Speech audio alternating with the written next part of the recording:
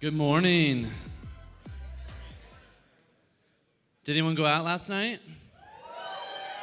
Yeah, what do you guys think about A-Town? You guys like Arizona? Yeah. Did anyone go to Scottsdale? Like, right? How beautiful are the people in Scottsdale? Like, did anyone see how, like, smoking hot attractive all those dudes were? Yeah. Those Scottsdale dudes, they are amazing. I heard I had a good time last night.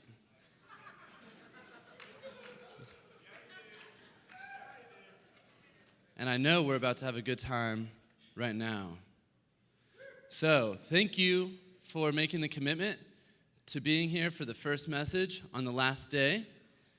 Make me feel a bit better about myself, so I'm not just talking to the sound guys. That's really helpful. And this program, I don't think I need to spend a lot of time selling you on why this program is so exciting. But what I am here to do is to help give you guys some tools, resources, know-how, and some examples of what we've been doing and how this has changed my business. And together, we're going to make this a huge priority in the business, and we're going to have a huge learning and growing opportunity together this year with this program. I think that we're really just scratching the surface. Some people in the room might have only a couple hundred customers, and that's okay. If that's you, just keep freaking working your butt off, man. Show up for every event that you can. Participate in your division as much as possible. Like, really, this is an opportunity. If you really only have a couple of customers, that this is totally okay, and that you just need to remember that certain people who are going to be implementing this business, implementing this part of the business, have been working incredibly hard. You know, this morning, I was talking to Michael Southard, who has over 10,000 customers who are all hungry and excited for this program. And that's really cool. He's going to be able to plug and play that immediately. For right now, though, again, if you just have a couple hundred customers, just remember that what he has right now, he's been working on for also well over a decade. So just remember, keep showing up, participate in your events, and keep growing your customer list, because that's where this is going to be very impactful. If you have lots of customers, you should be just so excited. Your life, your business, everything's going to change. Are you kidding me? Like, I'm going to take 90 days of what we're supposed to be service calls and convert that to 22 service days? After my numbers are all done, I'm approximately going to go from about what I was expecting on 90 service days, about $150,000 in service calls. I think right now, based off of the numbers, I might take a little bit of a dip in CPO and in sales. However, what I gain in 68 days of my life is going to be so valuable.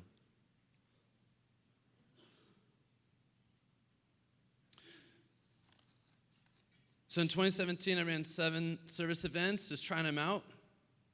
And a lot of people were like, good luck. I was like, let's make this happen. First event, first day, $8,000. A couple people piped up. What? From that spawned 64 events across the country just from a couple of calls that we put together. And I just can't even imagine what that's going to look like after this message.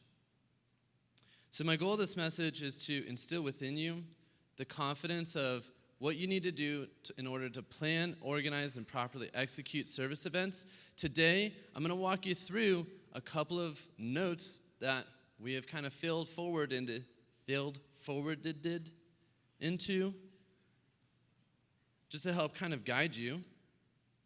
We're going to be able to hear from a couple of people who have actually already ran a couple service events, and then we're going to end with give you guys the opportunity to connect with your local geographic teams and be able to actually set into place an action plan to tackle your next 2 service events. Is anybody already excited about running their first couple service events? So I have 3 rules. The first one is, it's 9:20 on day 3 of this conference. So I'm going to challenge you to just be focused and engaged. So that just means if you're going to be here, be here. If If you're a little bit tired and you can't be fully present, maybe this room's not the right one for you, but I know that you guys can be present. Turn off cell phones, maybe disconnect internet, and just be fully engaged and present for this. Number 2, be open to messing up. I'm really good at messing up. Anyone else really good at messing up? Yeah. We're going to mess up a lot, and guess what? Your customers are going to be happier than ever, and you're going to sell more than ever, and you're still going to mess up a lot. It's going to be awesome. But be okay with messing up. Number 3, be committed to the action steps to set up your next 2 service events. So number 3 is be committed to the next 2 service events. So I know there's a lot of questions. I just want you to know I don't have all the answers. I do have some things that I can tell you that's going to help you. And so we're just going to walk through that right here. In this little piece of paper, did everyone get? Does anyone not have one of these? If you don't, anyway, I'm just joking. You got to just find them.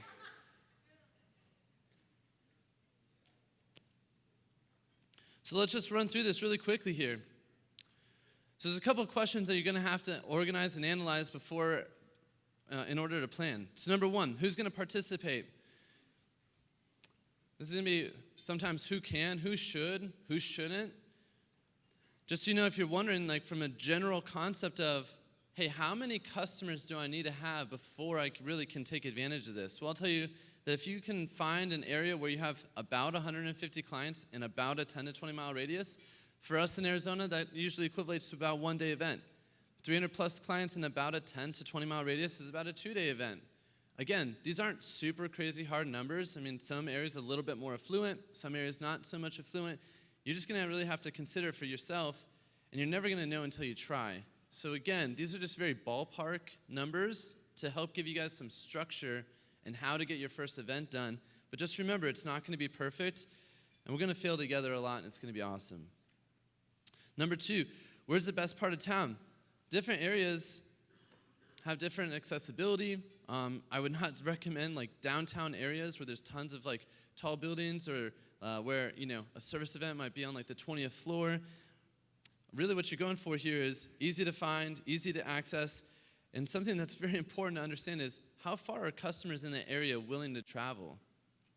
Just so you guys know, for the Phoenix metro area, we've actually geographically broken down Phoenix into 6 different service event areas based off of customer clustering, as well as what we considered a variable of willingness to drive. People in Scottsdale, they don't really like leaving Scottsdale that often, so we have a Scottsdale service event. The West Valley, those people will drive forever. So with those people, we actually have like a 20-mile radius. That's a lot of square miles in that area because people are willing to travel over there. So what does that look like in your areas? Number 3, when do you schedule the event? Strategically following up a key event or out-of-town event. Here we have several areas that are outside of our metro area on the brim of our division, and it's really cool to have a 3-day home and garden show and then have a 1-day service event on Monday where people are direct scheduling from that event into that service event, and all the other people on our team are marketing to our customers to drive foot traffic to that event. And now that area where we might only visit 1 or 2 times a year is now receiving 2 full-time or 2 professional service opportunities every single year. There's teams that took this, and after working their fairs, after working kiosks, anyone work kiosks in here by a show of hands? Cool. All those service call requests that you get, and then you take all of spring to follow up with them. Imagine if all you did was between Christmas and New Year's, or the first week of January, you took all those service call leads, and you just saw all of them that 1 week, and had all of your sales for the entire month just completely done.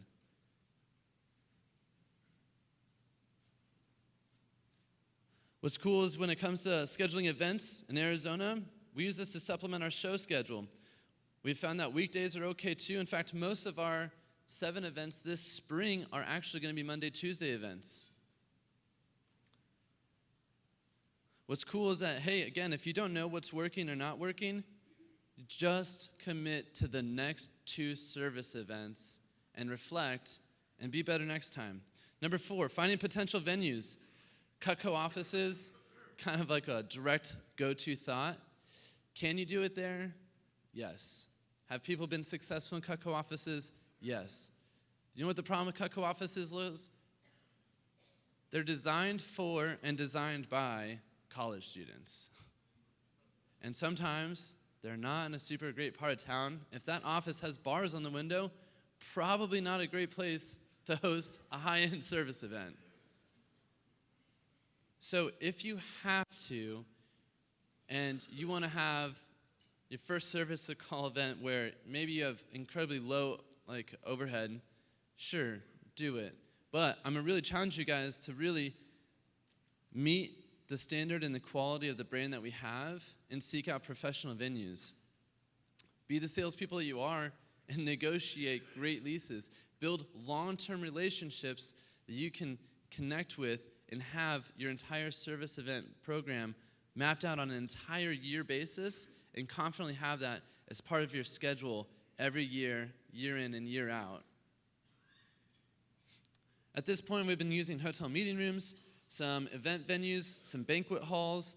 I know some people have been attempting to work with some different local churches to use their rec halls and what have you. Again, this is another area of opportunity for creativity. I'm excited to see what you guys come up with. Number 5, connecting and negotiating with venues. A lot of people have a lot of questions about this. The truth is that it's not super easy. The people that are responsible for, the people at hotels often change responsibility from who manages renting out rooms. And a lot of times, if you're not ordering and catering food, they don't even care about you. A lot of times, they don't want to even work with you if you're not ordering food. So it's very interesting, this position here. But all in all, it's easy, and you can do it if you just put your mind to it and you just commit to the actions.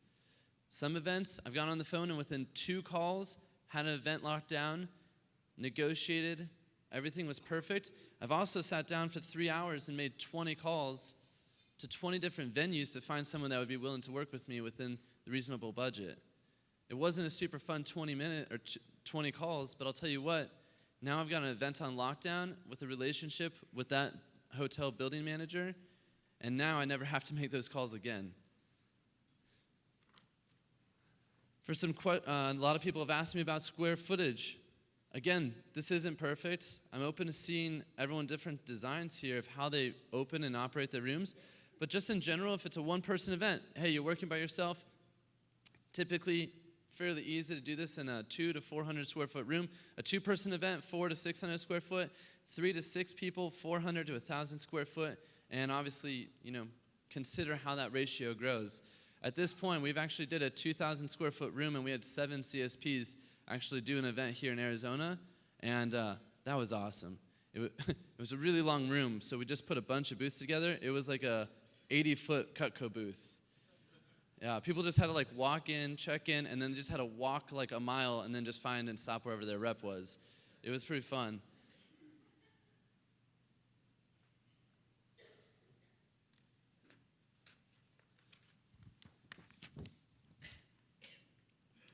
Budget.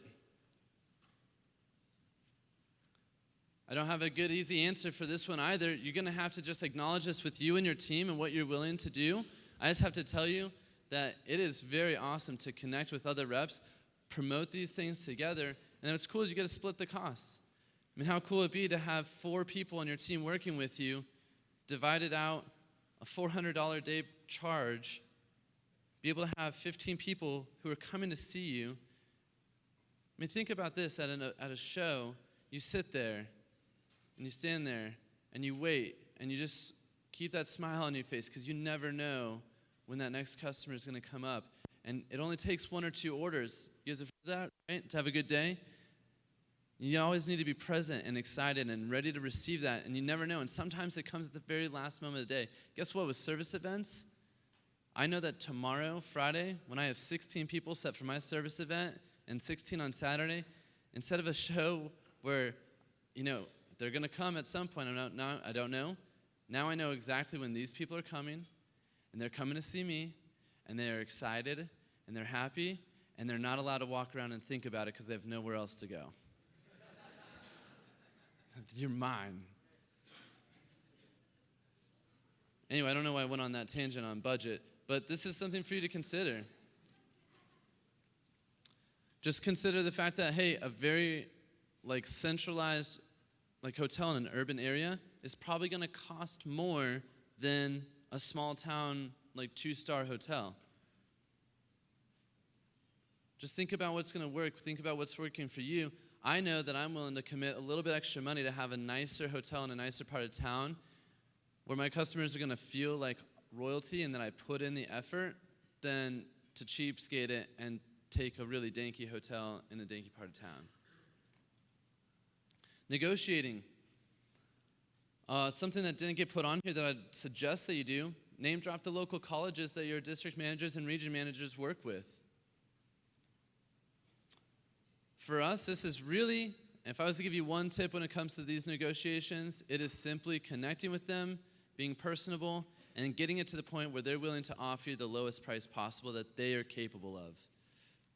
In that 20 call session, the venue that I really wanted, I got this lady so good. We were working, she's jiving, and she gave me the bottom dollar price. She was giving me the farm. She did the old McDonald's clothes. She almost gave me her overalls. She got it all the way down to $3,000 a day. So we didn't do that. Not everyone's going to even operate within our budget. Not every venue is going to be perfect, but the cool thing is that in that geographical area, there's plenty of other meeting rooms, and we got it actually for $150 for a day for about a 600 square foot room, as an example.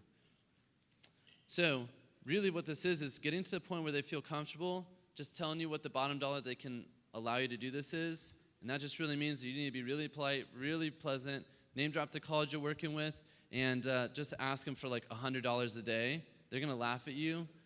And then just be like, oh, but seriously, what's the best that we could just do to help each other out? I'm really looking to gain a long-term relationship so we can have multiple events at this venue year in and year out and help each other out. And at that point, they usually will be able to give you the lowest dollar amount. And sometimes it'll work, and sometimes it won't. Booking the event, a couple logistical aspects there. And again, I know the national events team and Dave Bush and his people are working to get even better services available to you. Right now, I believe, until that is up and running, every time a service event is booked, that we'll need to have a connection with, again, Dave Bush or the service event team in order to get certain ARS tags and knife sheaths so we don't kill the mailman. All right. Excellent. Let's talk about organizing and executing the service event. Personally, I use Acuity Scheduler. Some people use Calendly. The beautiful thing is that Friday and Saturday, I have 32 people set for a service event. And that was set up entirely with 2 emails and 2 text messages and 0 calls while we've been here. That's pretty hot. In fact, what I would have normally paid my assistant to make calls to set up service calls, I'm actually going to pay less in the room rental rate that I am paying just to host my service event. Profitability is taking care of itself. Those people are just receiving direct links and signing themselves up. It's the most beautiful thing ever. I can't wait to see what this room innovates with, especially after that social media marketing from Mike Monroe. I don't even know how Facebook marketing works, but just thinking about that, the social media aspect is going to be absolutely unreal when it comes to driving attendance. What we have found in Arizona is that we have separated out the responsibilities from the event coordinator and the participants. Just so you know, if nobody on your team wants to do an event with you, it's okay. Do your own. You can easily run your own. It is fun with others. You do get to split some costs. But in the case that you are running with your team, these are some different things that we have found have worked really well. With the coordinator, simple things like identifying the geographic areas, breaking down those areas by zip code, planning the annual service event calendar. By the way, think about how cool it'll be to have every single service event in your schedule for the entire year. So if someone can't make one service event, you just already have the next 10 service events ready to go and say, hey, pick a date, time, or location that works best for you. And imagine even a service event 6 months from now already being almost halfway or completely filled before you even market to your customers, because you have referrals and family and friends that are passing along those links and people signing up all year excited to see you. People do it with dentist appointments all the time. Why not do it with Cutco? They're more excited to see you than the dentist anyway.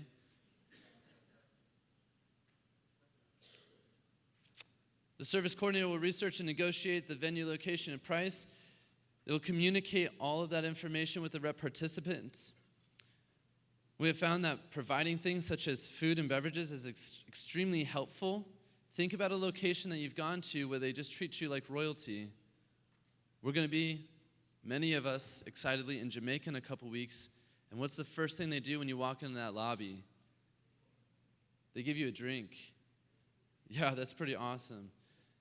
That's what we do here in Arizona. We come in, they get signed in, we take their knives, we give them some special drinks, some CPO juice, and we have freaking nice freaking cookies, man. People love cookies. There's anything you do to get them happy, right? What we have found is that hiring a greeter and backup sharpener is incredibly helpful to have on hand, providing team supplies, which you can see listed here, which leads us into the responsibilities of each rep that is participating. In the beginning, my vision was very shared, that it would be a very communal aspect, that everyone would share products. What we have found, though, and this is just going to make everyone's life easier, if you're participating or you have people participating in your service event, guess what? You're responsible for marketing to your own customers. You're going to provide your own display. You're going to provide your own sharpener. And that's not just the tool, that's the person. Just so you know, last year I served over 140 people, and my right arm's never felt better. Yeah, I didn't have to sharpen a single person's, and I don't say that because I'm above that. It was because I leveraged it out, and that meant that I got to have 30-minute direct focus where I was appreciating, educating, and helping serve my customers at the highest level. So I highly recommend doing a service event and hiring out a sharpener. You can do a Cutco person, you can do a not Cutco person. We teach 17, 18-year-old kids how to sharpen all the time.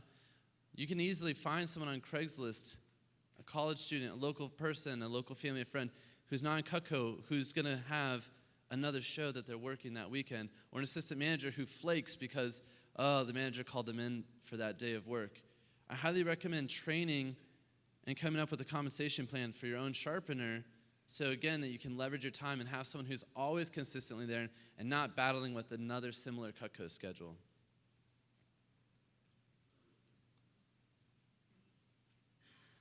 These people are also going to help set up and tear down and obviously pay their portion.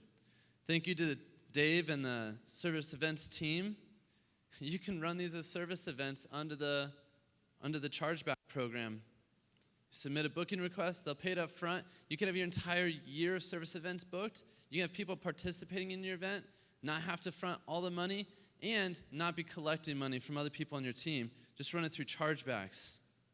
Thanks, Dave.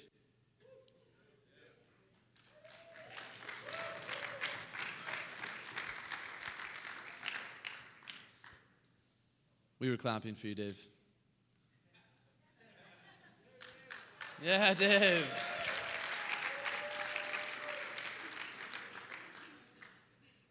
Marketing. I think the marketing is going to change dramatically. Just so you guys know, that entire 2 days filled up with 2 emails and 2 texts. It was as easy as that.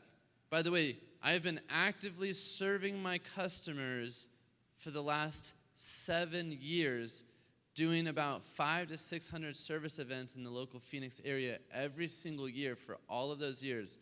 This isn't a dry customer base I'm working with. This is actually the second time this is the double tapping of this service event in 6 months. I just saw this area last November, and in 2 emails and 2 text messages, it's already filled up again. These people are hungry and excited for the service. With this, just giving you guys a general idea with marketing, what does this look like so far? Who to market to? Generally a 10 to 20 mile radius. Some people might not even travel outside of 5 miles. Some people will drive multiple hours to see you. In general, you need to ask yourself a couple of questions, some that we've reviewed before and you can see on the sheet. On here, using search tools available within Vast Action. By the way, this document has been growing for the last couple of months. Just so you know, Vast Action has made a couple of adjustments. Previously, you could only do 10-mile increments of zip code searches. And because of this program, they've updated the Vast Action CRM query. So now you actually have 5-mile radius queries. Give it up for Vast Action.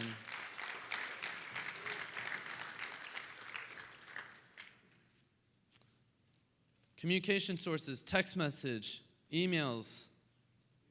I have a couple text scripts that are just general on here to give you an idea. You could literally set up your entire email or your entire year of service events, connect with Vast Action, and they have all the tools that they need in order to run all of your email marketing for you. Having your next service events planned out months in advance allows you to direct schedule from your events. Every single service event lead I get from Cutco that gets called directly into me, I give them a list. I send them a link. I say, hey, I'm so happy to service you. Here's how we run the program here in Arizona. I'm going to send you a list, and you just pick the time, date, and location that works best for you, and I can't wait to help serve you in the future. It's as simple as that. Plug and play, baby. So marketing timeline, give you a little bit of an example of exactly what I use to fill 32 appointments for tomorrow and Saturday right here. First email 10 days before, second email 2 days before, first text message 9 days before, second text 1 or 2 days before. Some people have been strategically using calls or voice drop systems. I personally do not use voice drop for this. A cool thing is, if you've ran your December marketing promo, or you've ever ran any type of sales promotion, and you've done any training with Josh and I, who here was involved with the Sale Promo Max coaching, by the way? Was that hot or was that hot? Yeah, text marketing. I was going to say things, but I was asked also not to cuss. So it was amazing. You should do it. So how cool would it be to go through similar patterns, see who clicked through your emails but didn't set up a sharpening, have your assistant contact that person, see what their Cutco needs are, and if for some reason they need a service event or sharpening, but they can't make that event, that your assistant direct schedules them for one of your other many service events in the near future. Again, filling your schedule vastly and changing your Cutco career. And that's amazing that you could do that now. The customer experience and process. This just walks you through a little bit of an example of what we do in Arizona to walk the customer through the process. I'll tell you one thing, though. This is what I would write down next to this, and that is treat your customers like royalty. Something that's really amazing that I gained from Amy Moeller, an amazing person, and the Moeller Vast Action team, something that they often say is more people go to bed hungry for appreciation than that go to bed hungry for food in the world every single night. And I'll tell you what, man, your customers walk through that door and you got positive music going on. There's lots of exciting other people getting service. Everyone is smiling. They come in. They get greeted with CPO juice and Milano cookies. It's game over. A lady walked into our service event, stopped, first service event, first customer. She just pulls out her purse and she goes, "You got me."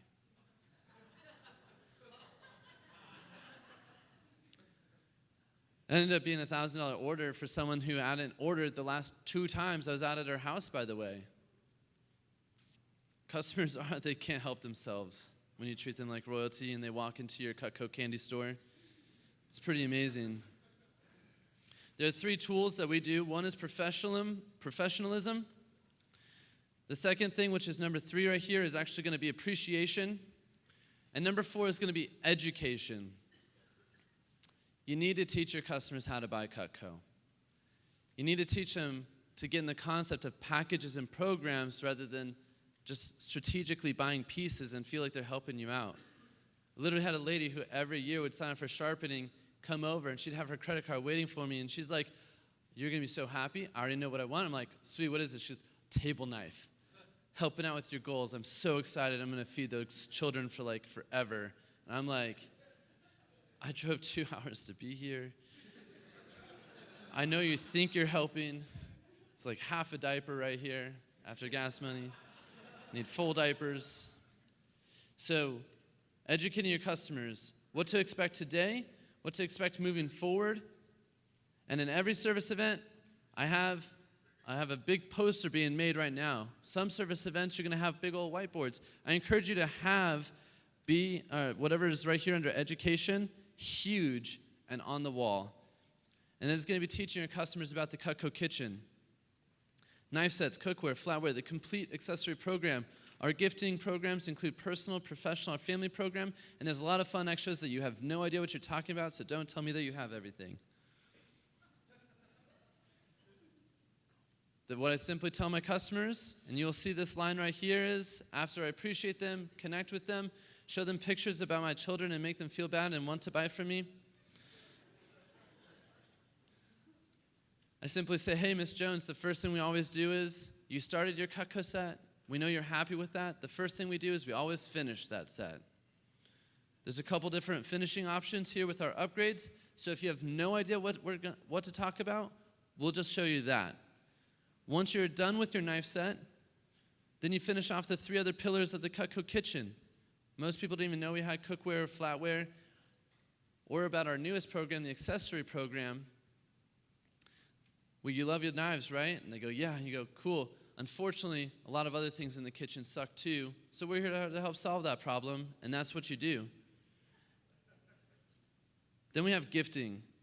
Talk about personal gifting. Share the idea of wedding gifts, birthday gifts, anniversary, professional gifts. Have examples out with engraved items. Family program. I'll tell you what, man, it is an exciting thing when you have this up there. I also have a little laminated sheet that says, "What's next?" ? Exclamation point, for double punctuality. To have a customer who gets an ultimate upgrade from me, I'm getting an order form, and she goes, "I'm not done. I still need to get a set for my son for his wedding next March." "Oh, my bad. Yeah, we'll just credit card first. Will you just tell me the color?" "Okay, cool." You know, it's like they're upserving themselves at this point. Fun extras, hunting, fishing, gardening packages, gift cards, wellness mat, utopian, coffee. By the way, when was the last time you promoted gift cards? I'll tell you what, man, that is a cool program to offer at this event. Because people love that idea. So I just paint the picture and I tell them, hey, some people love Cutco. They know they're going to have everything eventually at some point. So if you're that type of person that can swing it budget-wise, you just take advantage of the entire program. What most people do is they usually just pick up a package at a time or bundle them together for extra savings and build up over time. So whether you're a Cutco kitchen customer or whether you're just a one package customer, I'm excited to help serve you.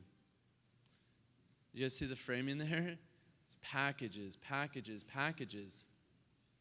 At the end of today, whatever you don't get, we'll make a wish list and make your next service event even easier so we'll know exactly what order of packages you will be getting in the future. I don't want to waste your time on a bunch of things that you don't care about, so why don't you tell me which package you'd like to focus on today? And they just tell you. And then you just sell it. And then they give you their credit card. And then they can't stop smiling for like 4 days. And then their cheeks really hurt. And then they call you, tell you that they cut themselves on their new knife. And just a bunch of things that shouldn't make people happy that they love.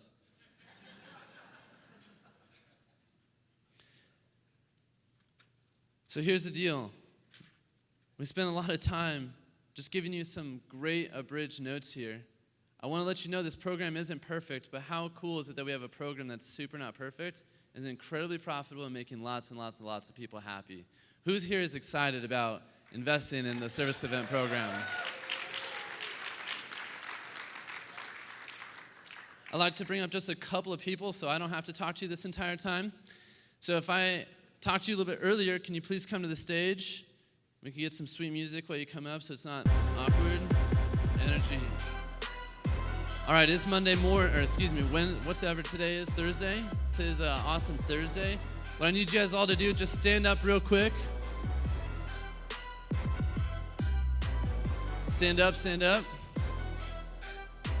All right, play the fun game called Slap Your Neighbor. No, don't do that. Just high five. High five your neighbor.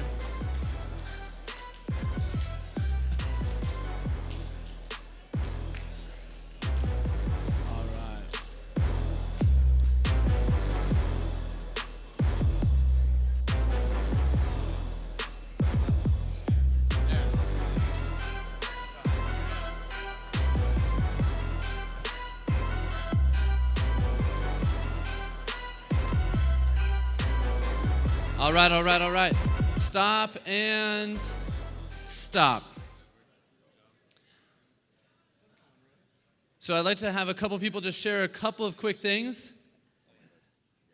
We need some more ladies up here. Can you step it up and do some more freaking service events? That'd be very helpful. Okay, so here's what's going to happen. These guys are just going to give you a quick 30-minute just summary about a couple stats. Yeah, keep it freaking short. 30 seconds. If you guys could just each talk for just 30 minutes, that'd be great. We're going to do a quick 30-second just recap of some people who've already ran some successful events and just some of their experiences with them. So, gentlemen, we're going to keep it short. Some stats and some things that you learned from your service events. Good morning. Who you are, where you're from. Adam from Chicago originally and Phoenix now. I'm fired up about service events. I've done 11 already, coordinated some in Chicago, 80% show, 71% closing percentage, 93 TPO event average. All my events have been during the week. Love it. 48,000 CPO generated in 11 days. Did 130 orders in those 11 days. Did 265 service calls out of the event. I'm excited about doing less service calls, having more lifestyle, generating more CPO, higher customer loyalty, generating new business from these events. And I just have to tell you guys, I've literally seen people come out of the woodworks. They don't answer my phone calls, they don't answer my emails, but they show up to these events. I love it. I've seen some of the same customers go to multiple service events and order multiple times. I'm like, you just had your knife sharpened. They're like, well, we need to add to our set. Freaking love it. And the biggest thing I'm excited about is this is the pillar for the company. This is going to be an innovation CPO generating machine. There's just so much that we can do with these events to bring our value to our customers. So that was more than 30 seconds. One clap for Adam on two. 1, 2. Hello, I'm Pat O from the great Lone Star State. I've done 5 events so far, averaging $4,800 per event, and that's from a good one doing $7,100, and I had one that didn't do well. It was $1,900, so, it ranges all in between. I think what I was most nervous about first starting them was, one, having an assistant to sharpen the knives and not me actually doing it for most of my customers. And then I was also kind of nervous about what all my customers that I'd been to their house before, how they would react and be like, hey, you used to come to my house, and now I got to bring to you.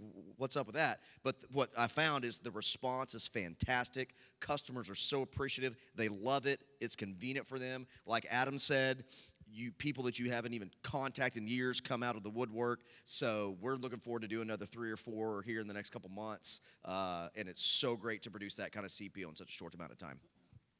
One clap. 1, 2. Hey, I'm Dante from Austin, Texas. I just did my first one about a week and a half ago or so with Pato and Caitlin. We sold about 13 grand at it total between the 3 of us. It was pretty awesome. And the thing that I don't think has been said yet. That was good for me. When I did my first day, I noticed a lot of people that booked. I had a very tiny area, like less than 50 people. It was just like me trying this for the first time and following their lead. And I think I had less than 10 booked. I was very surprised the response rate I got, and almost all of them showed. Pretty much all of them bought. But the cool part was I looked them up in VAST before they would come, and I like rate all my customers like, quality level and stuff, and almost all of them were like ones that typically may not be the best lead for a service call, and all of them bought. Like there were like kind of C's and D's on my list, and they all bought $200 to $400, and I didn't have a single high level lead that actually came to this first one, so it was pretty awesome. I was very surprised. One clap, 1, 2. Hey, by the way, that was like a 3-day weekend event that you guys sold at $3,000 out, right? 2 days. Oh, 2 days. That's so crazy. Like all the CVO, it's like amazing. Rob Robincheck, Midwest region. So our team has done 3 service events. I participated in 2 of those. The first one, we had 4 people on our team participating in it, and we did 12,500 just from 8 to 5 that day on a Saturday. And then the last one I participated a couple weeks ago, it was 3 of us participating. We sold over 13,000 in the same time frame, 8 to 5. So we've had customers that we've gone out, like Luke was talking about, and done service calls 2-3 times, didn't buy, and one lady came and actually bought like $300-400 of stuff. So I was totally shocked, which is great. I want to give credit to Mike Totora. He mentors with Luke Mills, and he brought this to us last summer. We're like, oh, cool, something new. Let's try it out. And it's been working out really well. In the last event, I had a customer that came, didn't want to get anything, but she's like, you know what, I have a business, and I need at least 150 corporate gifts. And I was like, yep, I can help you out with that. So, again, just a random surprise, but really cool stuff happens at these events. We're super fired up about them. One clap, 1, 2. Hey everybody, I'm Josh Muller from Austin, Texas, and I've done 2 so far. First one I got to do with Luke after State Fair of Texas, and it was funny. I had people show up that had just bought at the State Fair like he was talking about. Other people showed up that I haven't seen in years. Other people showed up that I see all the time. I think I had 12 booked, 10 showed, and I sold $5,000 on 8 orders at that first one. And then I did one in San Antonio a couple weeks later, just rolling solo with a couple assistants from my team. And we had 27 booked in 2 days, 24 showed, 21 bought, and sold over $10,000 at that one. So I've got another one coming up next week, and before the San Antonio Rodeo. We've already got 15 booked. While I've been here at the NET meeting, I haven't done a single thing to get any of them booked. So, I still have 15 spots to book, and an email going out today and a text going out on Monday. So I'm excited because I'm really confident that you can fill your schedule quickly through the systems, the calendar system, the email, the text message, outreach. It just works. That's the beautiful thing about it. What I was most nervous about is just the whole going through the rigmarole of talking to hotels and finding a hotel that'll book and negotiating price and just all that sort of stuff. And then Pato mentioned getting somebody to sharpen. And then having done it a couple times now, it's actually not that much time. It takes a couple hours on one day to sit down and do the work and just make all of the arrangements. And if you do that consistently and you proactively plan it into your calendar, you can actually get a bunch of that stuff booked up already. I already have 2 booked for March, and I'm looking at doing one basically every month for the whole year. The thing I'm most excited about, though, is the efficiency of it. You're able to connect with a deeper level of customers, and I'm not using this to replace service calls. I'm using this to add to it, and I think it's going to make a really, really big difference. The ability to service 20 or 30 people in 2 days when that would normally take a whole week is just a huge efficiency. So, and customers love it. One clap, 1, 2. Hey guys, I'm TC Smith from San Diego area, and I want to say that I've been doing service events since last year in December. My first one, I sold 4,800 on 15 appointments, and then the second one I sold 4,500 on 12 appointments, and I think my lowest one was probably under 6 appointments in a small area, and I only sold 2,500. But it's really cool because you really never know what to expect at these events. In fact, I remember just a few times when the customers would just show up, besides being excited to get the knife sharpened. I had some random customers also show up just to buy just because they heard there was an event and they were just there, and I had everything set up. And I even had one customer I haven't seen in maybe 4 years that we spoke about a set that I completely forgot about. And like, yeah, I want to buy a set for my daughter because, I did mention that a long time ago. I'm like, yeah, I can help you with that. So come over here and here's a new set, and ended up buying. It's really cool because I see this as a really good way to supplement our business with servicing our customers at a much more efficient level while maintaining our regular service call, schedule. I remember when I first started doing these events, I was really nervous just because it was so new and it was so different, and I don't really know what to text my customers. I was reaching out to other people who were doing it already, like, what do I say, what do I text? I remember just asking Luke if there's a cowboy, is it okay to say yeehaw in a text, or would they be offended to that? And it ended up being really good. Anyways, I'm excited, so I really think this is going to be a really good benefit for us. One clap, 1, 2. Jonathan Schmitz from Houston, Texas. I'm going to pass this over to James here. He actually has been helping to coordinate a lot of this for our division, but just kind of give you some raw data. Our team a couple of guys on our team got pretty aggressive with this program whenever we first started it last year. As a team, we've actually run 13 of these events so far. We ran 8 of them last year, averaging $4,600 per event, $37,000 total in CPO produced. This year for 2018, this last month, we ran 5 events, averaging 6,400 CPO, 4,600 per person working each event for $32,000, which helped us as a team grow from 63,000 last January to 150,000 this January as well, which is really aggressive. So James is the one that's been heading most of the stuff. I'm going to get out of the way and let him run with this. So we've also had 7 or 8 people do these with some CSP candidates coming up with only 150, 200 people in an area. So we're excited to kind of grow that.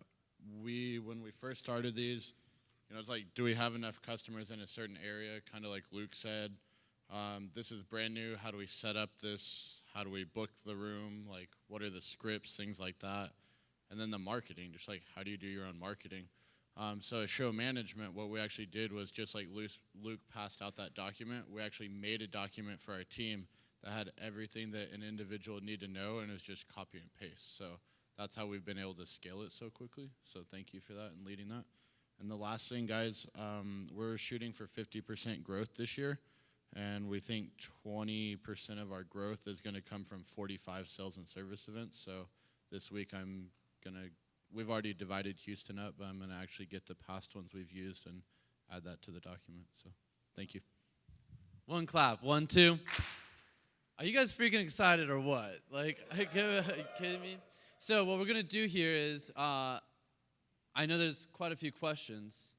We probably won't have all the right answers for all of the questions, but these gentlemen are going to help me.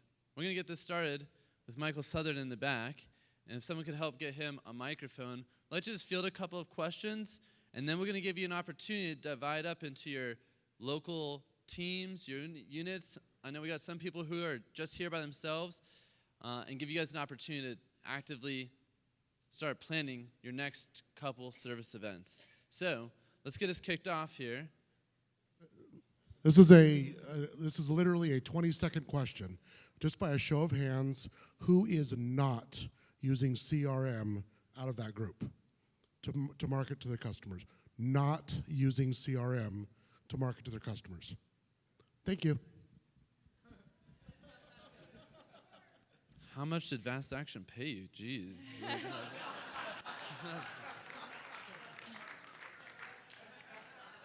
That's really good. Mine is not a 20-second question. I would be interested to know how many people in this room have a service event booked already. Raise your hand high if you have an event booked. Okay, so I have my first one next week. I sent out the text last night. I was bugging Pato and bugging Luke like crazy, asking all of these questions like, no, but should it say this? And should I do a winky face? And it's so simple. You don't have to have tons of personality in this text. I already have 27 of the 34 slots filled. Let's give her a round of applause. Yeah. So it's next week. Here's the question. That's social proof for you guys. And by the way, boss babe. I'm a girl. A snarky comment. Next week, these spots are going to book. My letter hasn't even hit yet. It mailed out yesterday. So I'm going to have tons of these customers. I sent this marketing to 650 people in Memphis. What do you do when they're coming at you like, hey, you sent me all this stuff. I want to get my knife sharpened, but you have no spots left on your calendar. Like, how do you handle that? I'd like to know a couple of answers from people. So we had that happen at our last one, overwhelmed with folks. And simple, you just get them in there and you make it freaking work. Just tell them, yeah, we're full, but we'll squeeze you in. Come at 10:30 or noon, which is better. And people don't mind waiting. If they have food and snacks, they'll wait 20, 30 minutes. So you just, if you have to add another day, do it. But if you're swamped and overwhelmed, I think what we found is the more people that are there, the better energy, buying environment, excitement. And when they see that you're busier than cranberry merchants shopping in and selling and stuff, they're like, holy crud, Chelsea knows what the heck's going on. We need to stick around because they're professionals and this is awesome. So squeeze them in and make it work. Like to add to that, highly recommend having a greeter that's really good at rapport. They can kind of just talk to clients while they're waiting. That works really well, and it also navigates them to the proper station if you have multiple reps. It's just a very streamlined process when you have a greeter that knows what they're doing and can direct questions to you when they're asking about how to buy Cutco. Highly recommend that. And then the second thing I would recommend, if you have a lot of customers and you know you're going to be double booked, get someone that you trust in the business to help out and have some overflow station. Have someone else help you out with selling Cutco to your past customers. If you know that you have a weaker client waiting, you might want to delegate that to another rep on the team and work out a pay program. That's what we do in Chicago. And I'd rather work with the best customers and delegate the not the best if that happens. So That's awesome. For me, Chelsea, that's actually how I drove my traffic this time. I told him my marketing. I said my last time I was out here, my appointments filled up in 24 hours. Just sign up right now and get on my schedule. And that drove my attendance for this event. The second thing I would say is to reflect after every event, because we're going to fail a lot. And maybe that's not a great fail, but that's a great opportunity to just note, when I'm in Memphis, I do a 3-day event, or I do a 4-day event, or something like what we do in Tucson, Arizona, which is we'll do 3 individual events back to back to back in 3 different parts of the area. And what's cool about that is that everyone gets links to each location and each of the times. And so now they have 3 different locations, 3 different dates that they can all piggyback off of. So some different examples of ways that you can capture that audience. We're going to wrap up this question with just some quick notes from Josh, and we'll take the next question. And you know, when I think about problem solving, right, in the game, you got to call an audible right now. If you really want to serve as many people as possible, I would find a couple other reps in Memphis that you trust to work with your customers, add a couple more displays to the room, and open up more appointments on your calendar, like as quickly as possible. If you know they're going to book up in the next 24 hours, that's what I would do. I would just get more people involved, open up more calendars so that when customers go and schedule, they don't run into that bottleneck. And all you're doing is expanding your event. And then you just have to work out with the reps, like what's going to be the commission split and stuff like that if they close an order with your clients for you. Like, make it a fun, exciting environment. The more customers in the room, the more energy there is, the more they're going to like it. And then pay attention to that. And you're going to book up all the appointments regardless anyways. And so then I would also get your next one on the calendar so that when you start getting replies from people once you're totally booked saying, oh, I tried to book, but you don't have any spots left or none of your spots work, you can immediately reply with oh, that's great. Actually, we have our next one coming up blank. I recommend you get on the calendar now for that event, right? And maybe it's in a month, maybe it's in 6 months, but just let them know when the next time is going to happen so that they have confidence that it's not going to happen to them again.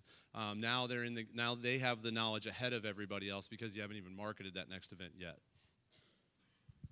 Super powerful. Also, cool opportunity to connect with someone who maybe doesn't have a larger customer base, who only could maybe drive 2, 3, 4, 5, 6 appointments. Just have them share the link with your calendar, open up those spots, have that person come. they fill up that one calendar, and in there, it's not just Chelsea's calendar, it's a service event, and then they have a drop-down menu where you can put a question and say, note who your rep is, and you can have all that information in their sign-up forms on most of these services that we're using. Next question. First of all, great information, Josh and Luke. Love that. I've got two questions. One, where's the diminishing return? How many times can you go visit an area before you've essentially not been able to fill an event? Have we got to that point yet? We don't know. Not sure yet. Nice. Who's going to find out? Very cool. Have you done an event in another area again before? Have you done that yet? Yeah, for me, that would be, I've actually ran 3 service events in East Valley, Phoenix, which I would consider to be Tempe, Mesa, Chandler, and Gilbert. And I've ran 3 service events, and I haven't sold less than $8,000 at any one of those 3, and that's been in 6 months. Johnny, well, Subway. We're on the same team, so that's kind of cool. The 2 that I've run so far, I've sold 4,000 per day that I've done them, and they were both in the same area. So I found there was very minimal overlap between the 2. That's just 2. I've got about 700 customers in the area, so I guess like Luke said, we'll see. But even running those 2.5 months apart, I mean, you have so many people that are trying to find it, but it doesn't work or whatever. I haven't run into any kind of overlap yet. Awesome questions. So I've got one more. In what instance would you choose to personally service a client, and what makes up a gold client that you would do personally? Would you protect those clients from the ones that are getting the regular service event marketing? Did anybody hear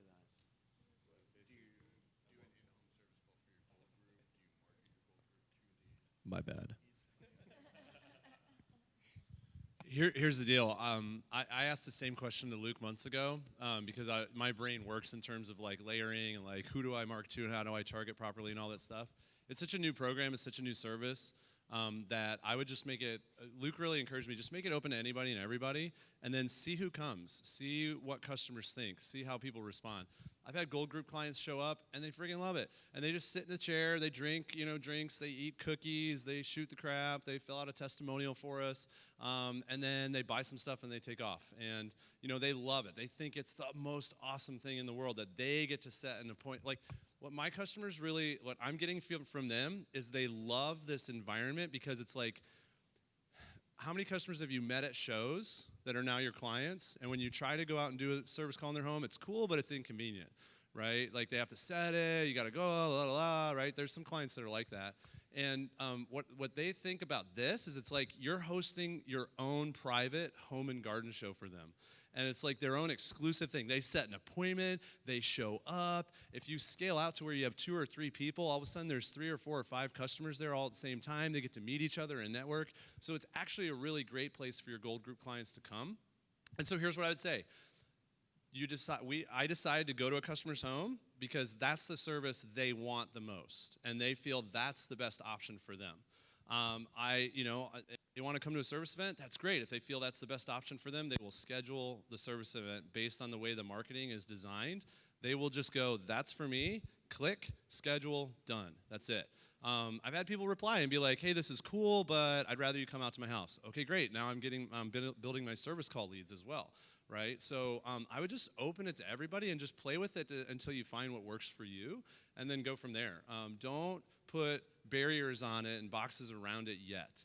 Because we need to figure out what works. We need to discover what the trends are, and that's going to come from being open and using an abundance mindset towards this, especially here in the beginning, in the first couple of years of it. Awesome. Okay, for a home show. I think, by the way, if you do want to ask a question, I believe that there's a line forming next to Dave in the back over here. So raising hands might not work that well. For a key event that y'all are doing a follow-up service event. For a key event that y'all would be doing a follow-up service event, how would you go about direct scheduling, and who are you targeting? So it all comes, with service calls and with service events, I think it comes down to setting clear standards from the very beginning. And so when you're telling people about the service, it's hey, there's 2 ways to get your knife sharpened. You can send them back, but it takes 2 to 4 weeks to get them back in, depending on the time of year. That's actually why we created a new program where we rent out an entire hotel room. You can schedule your own time, come in, we get your knife sharpened, takes like 20 minutes instead of 2 weeks. Would you like the information on that real quick? And when they say, oh my gosh, yes, that's super cool, then you're just directly scheduling them from that, hey, actually, by the way, because of the event, we've got one going on this week. What's your schedule like Monday or Tuesday? Okay, cool. Well, would you like me, if you can't make it, would you like me to let you know next time we're in the area? Right? And you're setting the expectations. There's no like, oh my gosh, I signed up 7 days ago and no one's called me yet. Why aren't you here to sharpen my knives? Like, you kind of get rid of that, but also setting a proper expectation for the future too, and that's just the new norm for that customer. And I just have either my phone or a tablet with the link already pulled up. And I just say, here's my professional document to sign up. Pick a time, fill out the information, and a confirmation email will be in your inbox, ready to go. I'm super excited to see you at whatever time it is that you pick up. So very easy to direct schedule. We have about 5 minutes left for just some quick Q&A, and then we're going to break into our groups here. So great questions. Let's keep them coming. Cool. Thank you all so much for this. My question is about the evolution of how we sell. So in essence, when we do service calls, the way that I was initially taught is you kind of look at their chef's knife and you go, oh, your chef's knife is dull. You need a hearty slicer or, whatever it is. When we do events, we're not, so to speak, utilizing that research of sharpening the knives to sell to them. Now, in a service event, it's a little bit of a hybrid, right, between an event and a service call. My question is how you are selling, in essence, without looking at what they have or dealing with what they have since someone else is sharpening it. And then when you are doing service calls, how has selling in this way, in this style, influenced your success, your average order, and better serving your customers on the service appointments as well, if that makes sense? Cool. One thing I would say here is that something that we got from someone shared with me, a quick tip from Mike Dawood, and that was to actually have your customers take picture of their entire Cutco collection, anything that is Cutco branded, Cutco logoed, anything, and just bring in the knives that need sharpening. So cool tip to avoid things like 3 ultimates from one customer or something like that. And secondly, taking incredibly skilled and crafted notes with your customers every time you engage with them in a way that you are set up before that person even gets there to successfully work with that person on a wish list or a package that they've already denoted. So I know that's from my experience. I think Adam had something to share on this as well. Yeah, as far as selling up the event, I like to go to the sharpening station and do a knife inspection, aka build a rapport with them, figure out what they have, and then bring them to the station. You want to spend an extra couple minutes with rapport than you normally do to establish that connection again. It's not like a normal event. And then the second thing is promoting the 4 programs, figuring out what they're excited about, piquing interest with your power intro. Luke has that scripted out. It's very easy to follow, very, very proven already. And the other thing is, I think with the other customers buying a lot of Cutco at the event, it just becomes very contagious. So you'll see that. Thank you, Adam. Josh, that's a really cool thing to wrap up this question. Yeah, I think it really, JPB specifically comes down to having a packages and programs focus, right? So in the booth we've learned how to get really skilled at selling the ultimate upgrade, which is just 9 knives, a block, and 4 table knives, right? And so it's just using that same focus to just understand like, oh, okay, you came in with a galley set. I don't even need to look at your galley set. I just know you have a galley set. And so now we're going to talk about upgrades because that's what makes really good sense for you. Or, oh, wow, you brought in your entire ultimate set. That's so awesome. You have the complete set. Let's talk about flatware, cookware, gifts, and and all of that. So it's just about that, really. And then on service calls, if you're not doing this already, if you're a skilled craftsman at the booth with your approaches, so if you're confident selling upgrades, knife sets, 5-piece specials, cookware, flatware, business gift programs, like all those packages that we talked about on day 1.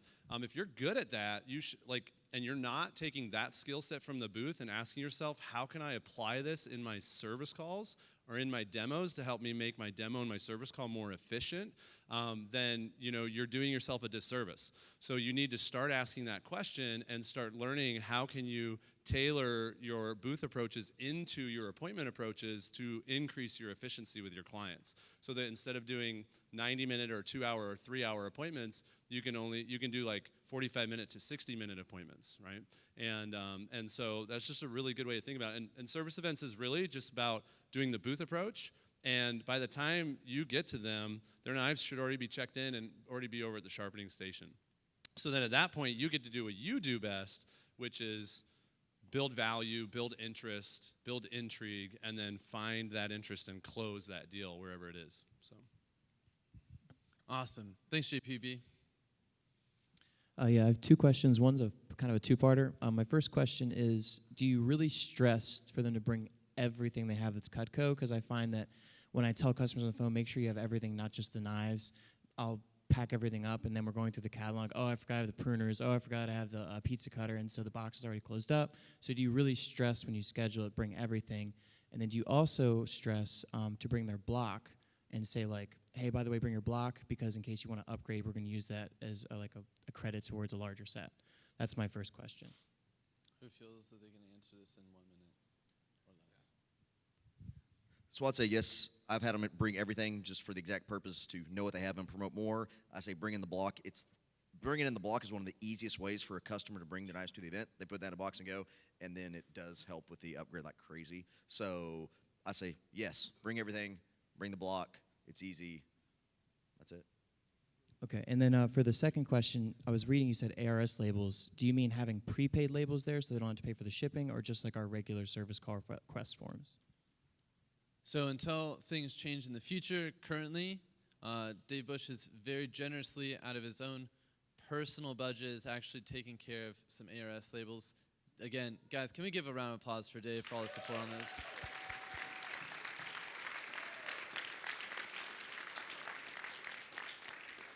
Dave believes in you guys. He believes in this program. And so currently, as it stands, Dave has been generously providing some labels. Real quick question, if you could hand the microphone to Dave, because this is pretty important. What is, on an ARS tag, the most weight a box can be? This is pretty important. I don't want to get in Great question, trouble. Luke. Great question.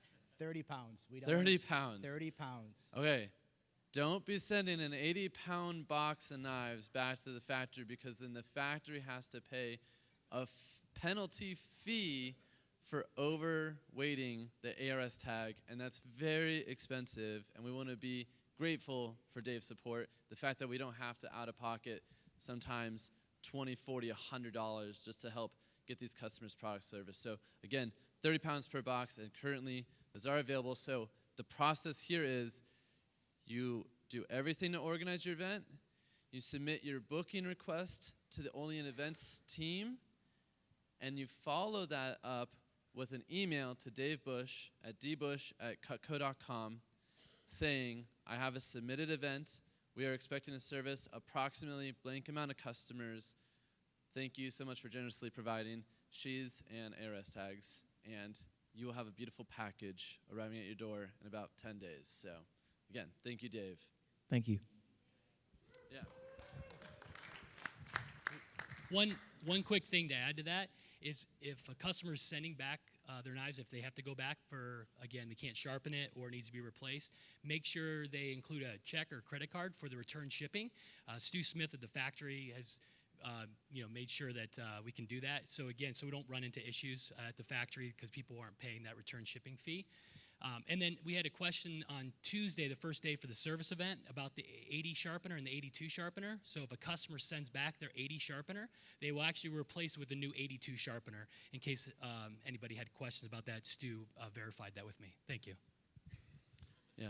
And at our service events, we'll actually have them write their credit card numbers on the service request forms. I think the newer updated service request forms have that spot. If they don't, we write it in. And then we just make a joke, like they walked in the door, they're already pulling out their credit card for the service request form. We're like, pulling out the credit card? It's only been like 1 minute? Jeez, Miss Jones. Like, anyway. So we're just like, I actually take the credit card from them at that point, by the way, just so everyone knows. And I just tell them I'm keeping it in a very safe place until they leave for, professional purposes. I just want to add a couple personal experiences. You want to get the knives back to Cutco ASAP. So if you can't physically do it, make sure you delegate it. Every event that I've run in Chicago, I've had one of my sharpening help that's been doing every event with me. She sends it in the next day. I think that's super important. You don't want to wait a week, okay? And then also what you're explaining to your customers, I think the expectation of, hey, it's going to take 3 weeks. It may take 2, but under promise, over deliver, right? And then the other thing is make sure your staff is trained with what needs to go to Cutco and what doesn't. I think it's important that we don't oversend things to Cutco. I think that's very important. We want to utilize the warranty, but we also want to make sure we're providing as much service as we can on the spot versus sending everything in. Perfect. We got time for one last question, and then I will be walking around personally during the setup time, and if we have any volunteers from up here as well to help go around and help answer questions in your teams. My question's quick. It's just, is there a section on Vector Connector somewhere that we have pictures of setups and different setups? We currently have a very good portfolio of images that is currently in a Google Drive format, and then I will work with Josh and the events team to be able to get those potentially even on the Cutco Events app for you guys. So, yes, soon. Okay, perfect. Yep. All right, cool. So really quick, how many of you guys would love the link to Luke's folder that has like his role plays, his videos, his pictures of everything? Raise your hand. All right, cool. So here's what I'm going to do. Pull out your phone right now.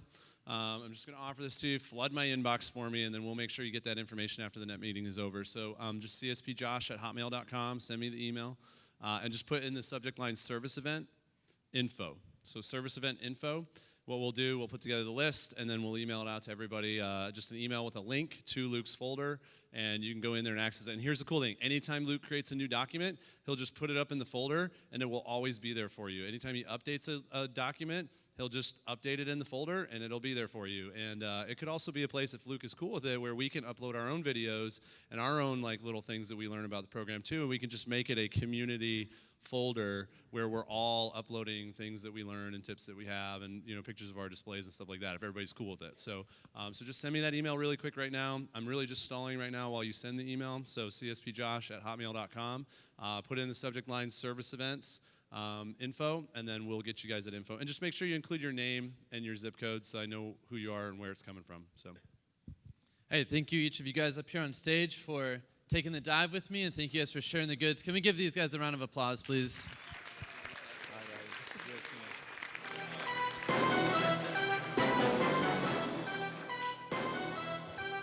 All right, so turn this document over on the back. I have a couple things I need you to write down because this is what you're going to be working on for the next half an hour. Number 1, I want you to write when. Number 2, who should participate? And that one you need to think about who can, who should, who is able, who is participating. Number 3 is using tools like Google Maps and just breaking down your service event areas for your home territories and other areas that are in your division or in your events territory that matters. We broke Phoenix down into 6 areas. We broke Tucson into 3 areas. These are our main categories. And then we actually have 6 other service event pockets at smaller towns around our division here as an example. Number 4, identify the crossroads within each of those areas that you break up of where the best location to run a service event will be.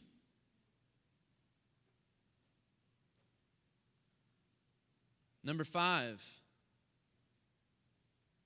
is to delegate responsibility, and you can see some of the different responsibilities in the packet. And number 6 is going to be set hard deadlines. Set hard deadlines. I'll be walking around to help service you guys. I'll be able to help walk around and answer questions. And this is going to be a great opportunity for everyone to start initiating some action, so that when we leave this event, every team, every customer around the country has the opportunity to participate in a service event in the coming month. So I'm very excited for what 2018 holds. I'm very excited for this room. What I want to do here is, if you are the leader of your division, or if you're the coordinator and this is something that's going to fall under your responsibility, if you're alone, you could probably just stay sitting. But like if you have a group of people here and you're kind of that leader of that group of people for that geographical area, I just want you to stand on your chair. Stand on your chair. On your chair, JPB.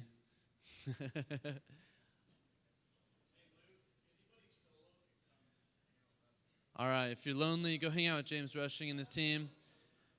Okay, I want you guys all to look around at who the leaders are, and then find your leader, and you're going to tackle these 6 steps. All right. Thank you guys for giving me the opportunity to help work out today for you guys.